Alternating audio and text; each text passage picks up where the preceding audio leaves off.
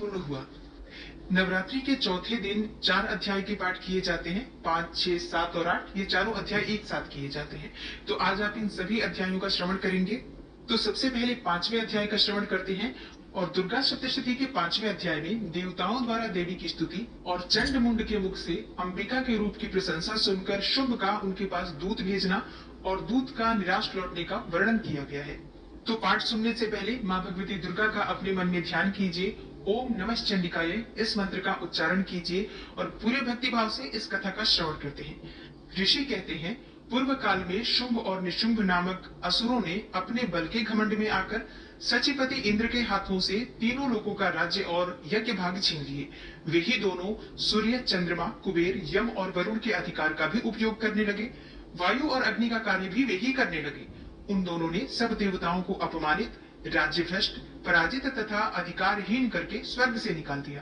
तब उन दोनों महान असुरों से तिरस्कृत देवताओं ने अपराजिता देवी का स्मरण किया और सोचा, जगदम्बा ने हम लोगों को वर दिया था कि आपत्ति काल में स्मरण करने पर मैं तुम्हारी सब आपत्तियों का तत्काल नाश कर दूंगी। यह विचार कर देवता गिरिराज हिमालय पर गए और वहां भगवती विष्णु माया की स्तुति करने लगे। देवता बोले, देवी को नमस्कार है, महादेवी शिवा को सर्वदा नमस्कार है, प्रकृति एवं भद्रा को प्रणाम है। हम लोग नियम पूर्वक जगदम्बा को नमस्कार करते हैं। रौद्रा को नमस्कार है, नित्या, गौरी एवं धात्री को बारंबार नमस्कार है। ज्योत्सनामयी, चंद्र रूपिणी एवं सुख स्वरूपा देवी को सतत प्रणाम है।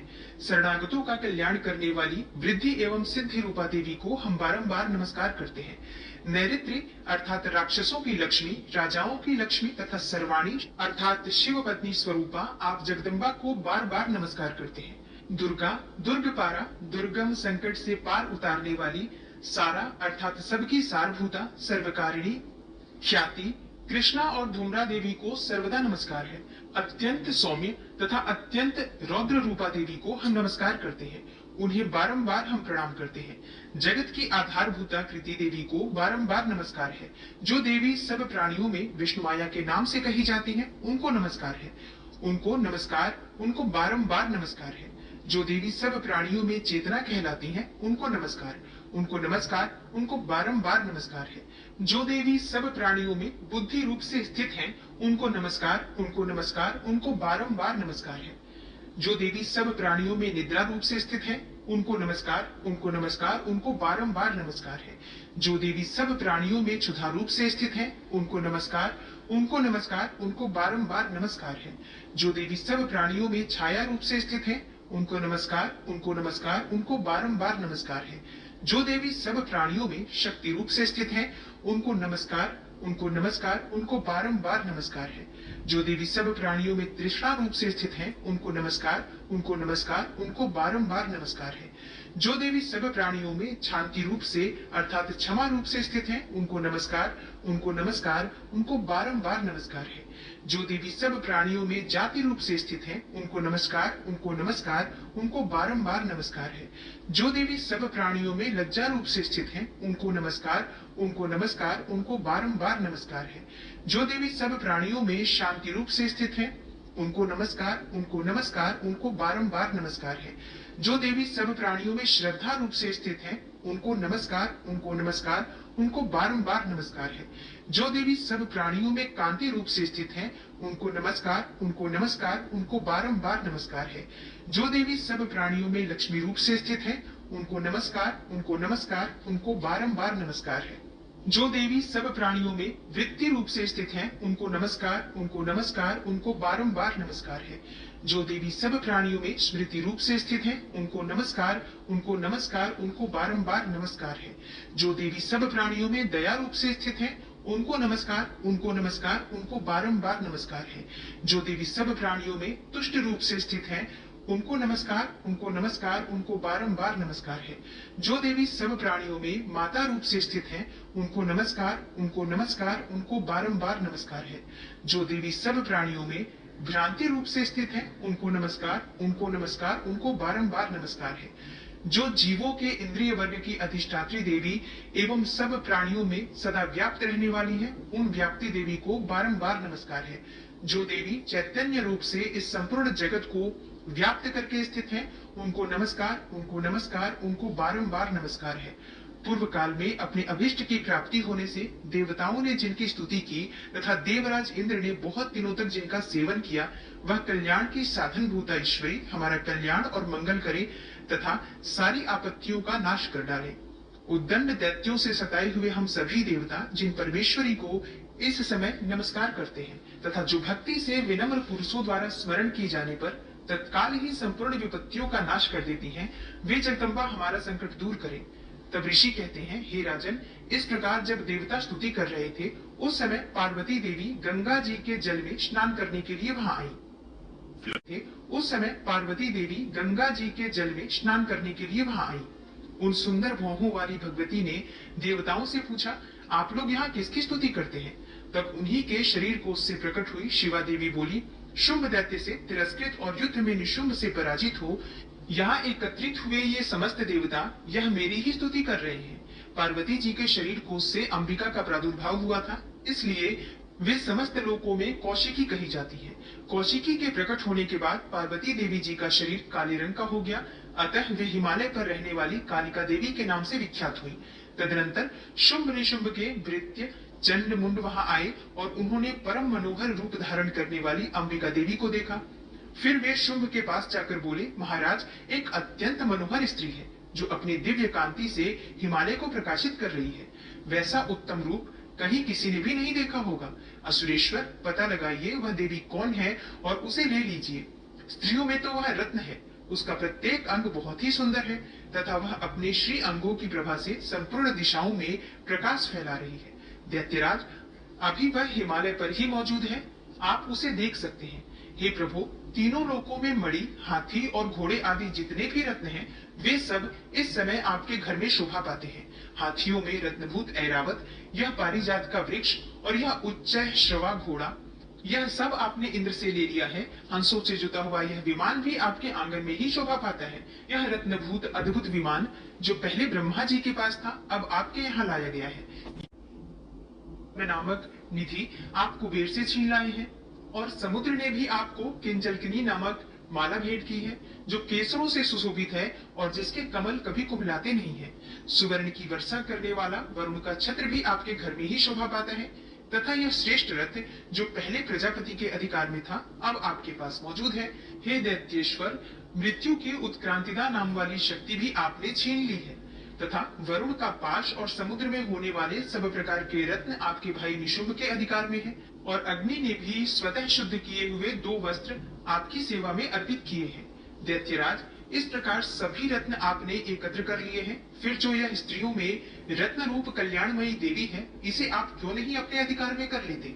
ऋषि कहते हैं, चंडमुंड का यह वचन सुनकर शुंभ ने महादैत्य सुग्रीव को दूत बनाकर देवी के पास भेजा और कहा, तुम मेरी आज्ञा से उसके सामने ये बात कहना और ऐसा उपाय करना जिससे प्रसन्न होकर वह शीघ्र ही यहाँ आ जाए।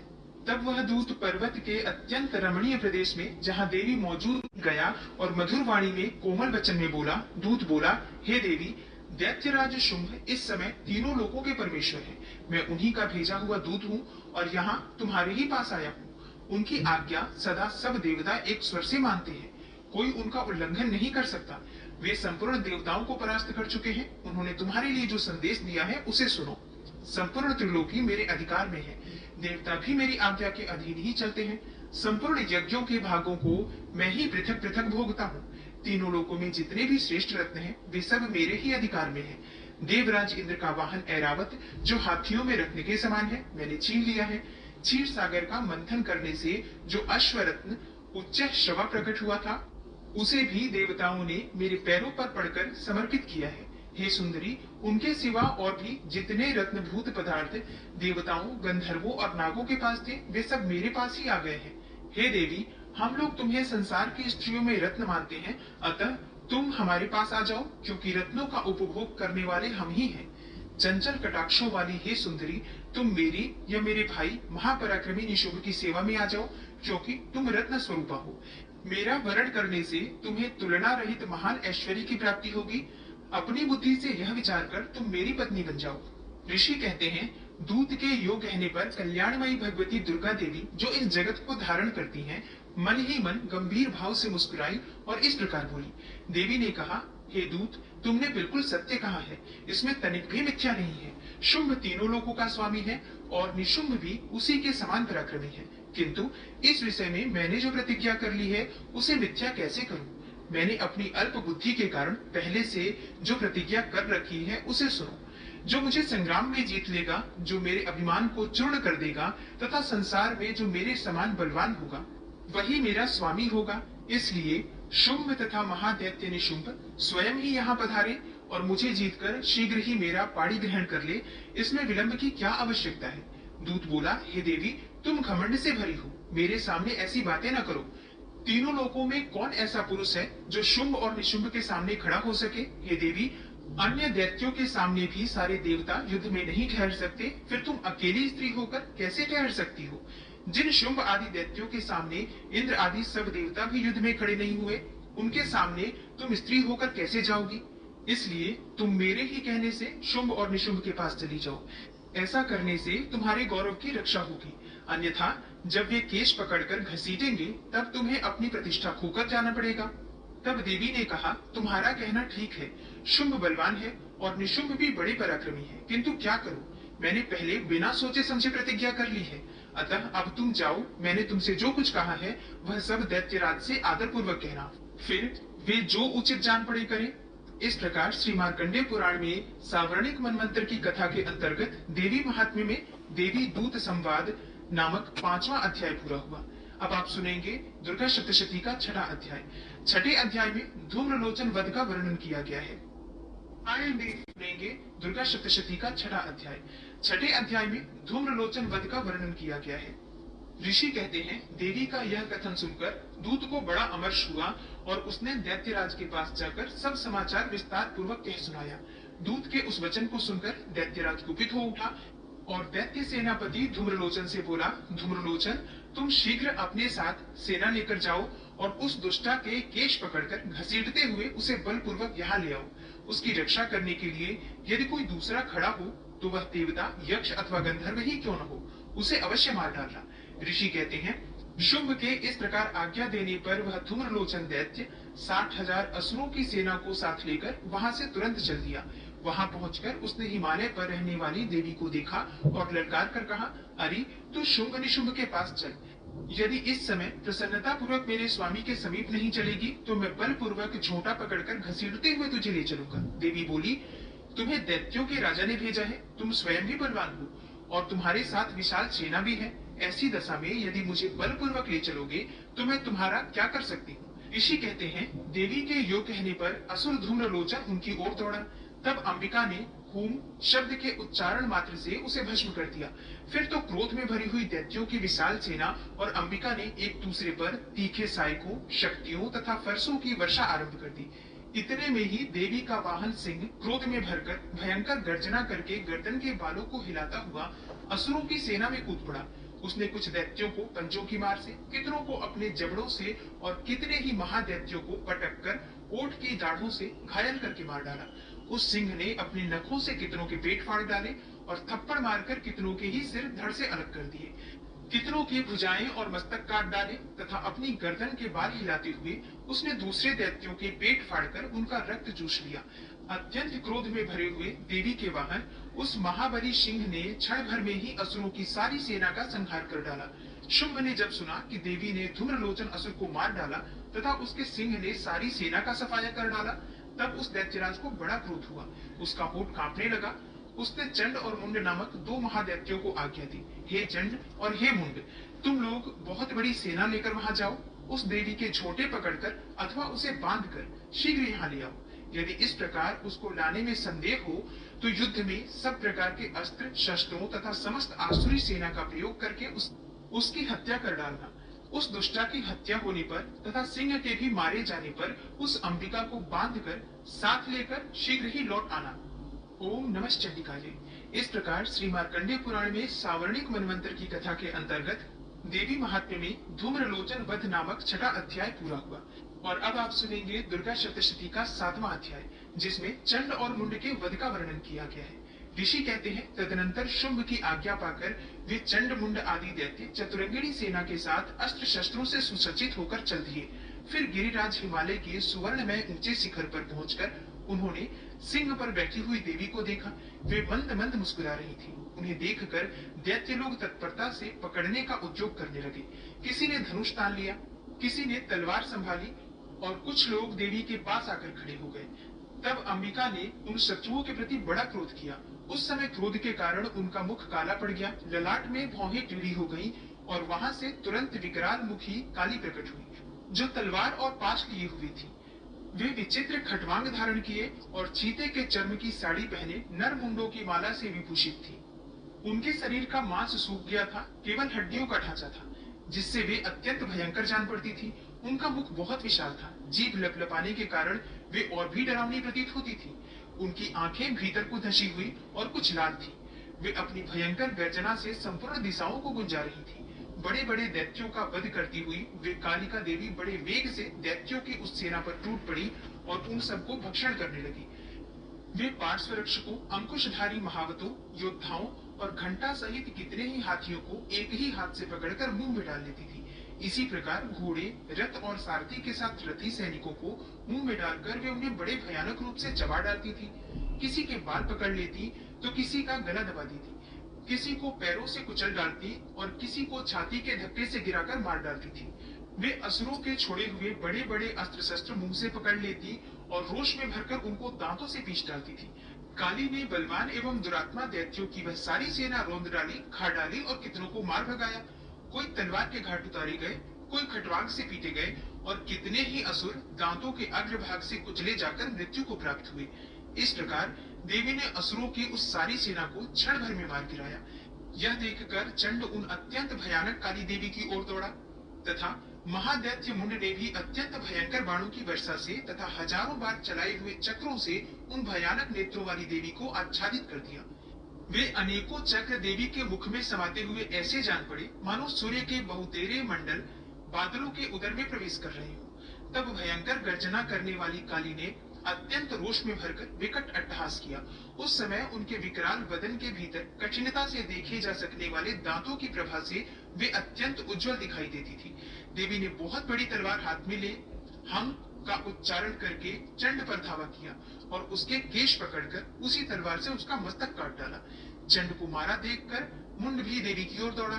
तब देवी ने रोष में भरकर उसे भी तलवार से घायल करके धरती पर सुला दिया। महापराक्रमी चंड और मुंड को मारा गया देखकर मरने से बची हुई बाकी सेना भय से व्याकुल हो चारों ओर भाग गई। तदनंतर काली ने चंड और मुंड का मस्तक हाथ में लेकर चंडिका के पास जाकर प्रचंड अट्टहास करते हुए कहा, हे देवी, मैंने चंड और मुंड नामक इन दो महापशुओं को तुम्हें भेंट किया है।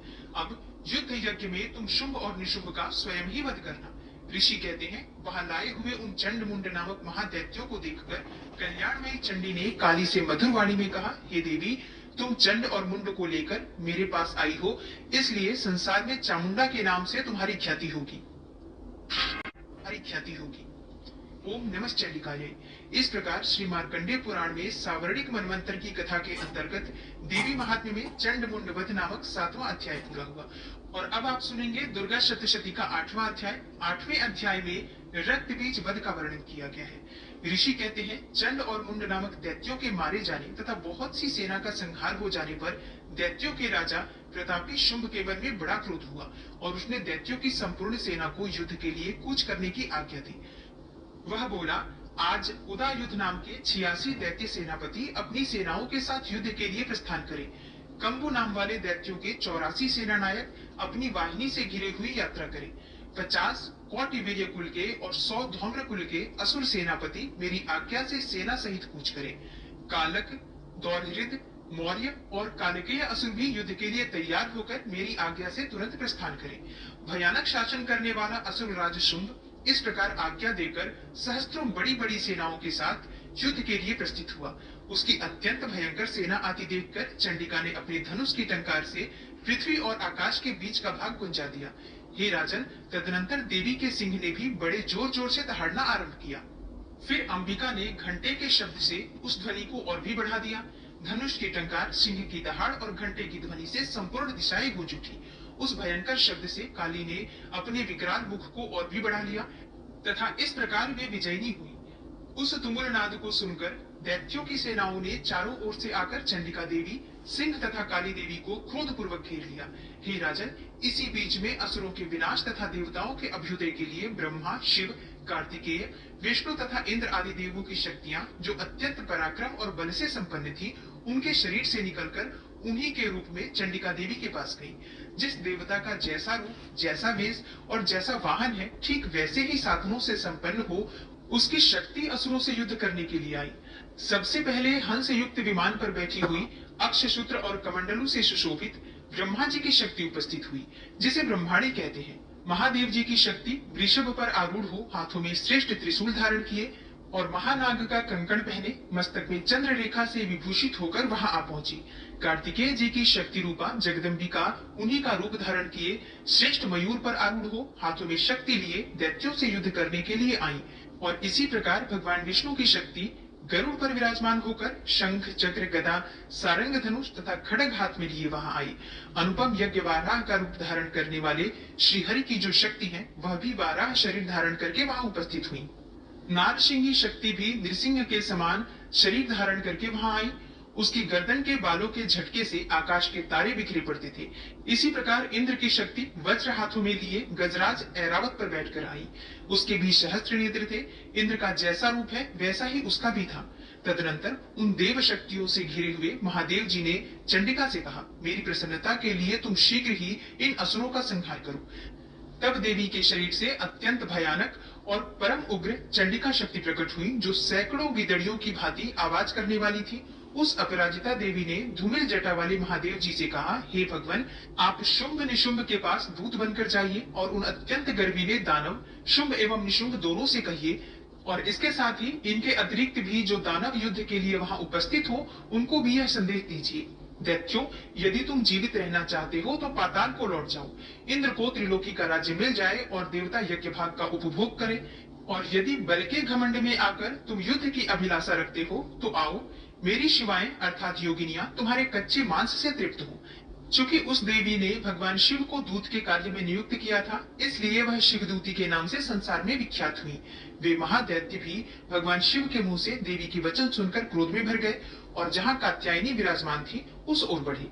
तदनंतर वे दैत्य अमरस में भरकर पहले ही देवी के ऊपर बाण शक्ति और रिष्टि आदि अस्त्रों की रिष्टि करने लगे। तब देवी ने भी खेल खेल में ही धनुष की टंकार की और उससे छोड़े हुए बड़े बड़े बाणों द्वारा दैत्यों के चलाए हुए बाण, शूल, शक्ति और फरसों को काट डाला। फिर काली उनके आगे होकर शत्रुओं को शूल के प्रहार से विदीर्ण करने लगी और खटवांग से उनका कचूमर निकालती हुई रणभूमि में विचरने लगी। ब्रह्माणी भी जिस जिस ओर दौड़ती उसी उसी ओर अपने कमंडलू का जल छिड़ककर शत्रुओं के ओज और पराक्रम को नष्ट कर देती थी। माहेश्वरी के त्रिशूल से तथा वैष्णवी के चक्र से और अत्यंत क्रोध में भरी हुई कुमार कार्तिकेय की शक्ति ने शक्ति से दैत्यों का संहार आरंभ किया। इंद्र शक्ति के वज्र प्रहार से विदीर्ण हो सैकड़ों दैत्य दानव रक्त की धार बहाते हुए पृथ्वी पर सो गए। वाराही शक्ति ने कितनों को अपनी थुथुर की मार से नष्ट किया। दाढ़ों के अग्रभाग से कितनों की छाती छेद डाली तथा कितने ही दैत्य उसके चक्र की चोट से विदीर्ण होकर गिर पड़े। नारसिंही भी दूसरे दूसरे महादैत्यों को अपनी नखों से विदीर्ण करके खाती और सिंहनाद से दिशाओं और आकाश को गुंजाती हुई युद्ध क्षेत्र में विचरने लगी। कितने ही असुर शिवदूती के प्रचंड अट्टहास से अत्यंत भयभीत हो पृथ्वी पर गिर पड़े और गिरने पर उन्हें शिवदूती ने उस समय अपना ग्रास बना लिया। इस प्रकार क्रोध में भरे हुए मातृगणों को नाना प्रकार के उपायों से बड़े बड़े असुरों का मर्दन करते देखकर दैत्य सैनिक भाग खड़े हुए। में भरे हुए मातृगणों को नाना प्रकार के उपायों से बड़े बड़े असुरों का मर्दन करते देखकर दैत्य सैनिक भाग खड़े हुए। मातृगणों से पीड़ित दैत्यों को युद्ध से भागते देखकर रक्त बीज नामक महादैत्य क्रोध में भरकर युद्ध करने के लिए आया। उसके शरीर से जब रक्त की बूंद पृथ्वी पर गिरती तब उसी के समान शक्तिशाली एक दूसरा महादैत्य पृथ्वी पर पैदा हो जाता। महासुर रक्त बीज हाथ में गदा लेकर इंद्र शक्ति के साथ युद्ध करने लगा। तब इंद्री ने अपने वज्र से रक्त बीज को मारा। वज्र से घायल होने पर उसके शरीर से बहुत सा रक्त चूने लगा और उससे उसी के समान रूप तथा पराक्रम वाले योद्धा उत्पन्न होने लगे। उसके शरीर से रक्त की जितनी बूंदें गिरी उतने ही पुरुष उत्पन्न हो गए। वे सब रक्त बीज के समान ही वीर्यवान, बलवान तथा पराक्रमी थे। वे रक्त से उत्पन्न होने वाले पुरुष भी अत्यंत भयंकर अस्त्र शस्त्रों का प्रहार करते हुए वहां मातृगणों के साथ घोर युद्ध करने लगे। पुनः वज्र के प्रहार से जब उसका मस्तक घायल हुआ तब रक्त बहने लगा और उससे हजारों पुरुष उत्पन्न हो गए। वैष्णवी ने युद्ध में रक्त बीज पर चक्र का प्रहार किया तथा ऐन्द्री ने उस दैत्य सेनापति को गदा से चोट पहुंचाई। वैष्णवी के चक्र से घायल होने पर उसके शरीर से जो रक्त बहा और उससे जो उसी के बराबर आकार वाले सहस्त्रों महादैत्य प्रकट हुए, उनके द्वारा संपूर्ण जगत व्याप्त हो गया। कौमारी ने शक्ति से, वाराही ने खड्ग से और माहेश्वरी ने त्रिशूल से महादैत्य रक्त बीज को घायल किया। क्रोध में भरे हुए उस महादैत्य रक्त बीज ने भी गदा से सभी मातृशक्तियों पर पृथक पृथक प्रहार किया। शक्ति और शूल आदि से अनेक बार घायल होने पर भी जो उसके शरीर से रक्त की धारा पृथ्वी पर गिरी, उससे भी निश्चय ही सैकड़ों असुर उत्पन्न हुए। इस प्रकार उस महादैत्य के रक्त से प्रकट हुए असुरों द्वारा संपूर्ण जगत व्याप्त हो गया। इससे उन देवताओं को बड़ा भय हुआ। देवताओं को उदास देखकर चंडिका ने काली से शीघ्रता पूर्वक कहा, हे चामुंडे, तुम अपना मुख और भी फैलाओ तथा मेरे शस्त्रपात से गिरने वाले रक्त बिंदुओं और उनसे उत्पन्न होने वाले महादैत्यों को तुम अपने इस उतावले मुख से खा जाओ। इस प्रकार रक्त से उत्पन्न होने वाले महादैत्यों का भक्षण करती हुई तुम इस रण में विचरती रहो। ऐसा करने से उस दैत्य का सारा रक्त क्षीण हो जाने पर वह स्वयं भी नष्ट हो जाएगा। उन भयंकर दैत्यों को जब तुम खा जाओगी तब दूसरे नए दैत्य उत्पन्न नहीं हो सकेंगे। काली से जो कहकर चंडिका देवी ने शूल से रक्त बीज को मारा और काली ने अपने मुख में उसका रक्त ले लिया। तब उसने वहां चंडिका पर गदा से प्रहार किया, किंतु उस गदापात ने देवी को तनिक भी वेदना नहीं पहुंचाई। रक्त बीज के घायल शरीर से बहुत सा रक्त गिरा, किंतु ज्यों ही वह गिरा त्यों ही चामुंडा ने उसे अपने मुख में ले लिया। रक्त गिरने से काली के मुख में जो महादैत्य उत्पन्न हुए, उन्हें भी वह चट कर गई और उसने रक्त बीज का रक्त भी पी लिया। तदनंतर देवी ने रक्त बीज को, जिसका रक्त चामुंडा ने पी लिया था, वज्र, बाण, खड़ग तथा रिष्टि आदि से मार डाला। हे राजन, इस प्रकार शस्त्रों के समुदाय से आहत एवं रक्तहीन हुआ महादैत्य रक्त बीज पृथ्वी पर गिर पड़ा। हे नरेश्वर, इससे देवताओं को अनुपम हर्ष की प्राप्ति हुई और मातृगण उन असुरों के रक्तपान के मध्य से उद्धत सा होकर नृत्य करने लगा। ओम नमः चंडिकाये। इस प्रकार श्री मार्कंडेय पुराण में सावर्णिक मनवंतर की कथा के अंतर्गत देवी महात्म्य में रक्त बीज वध नामक 8वां अध्याय पूरा हुआ।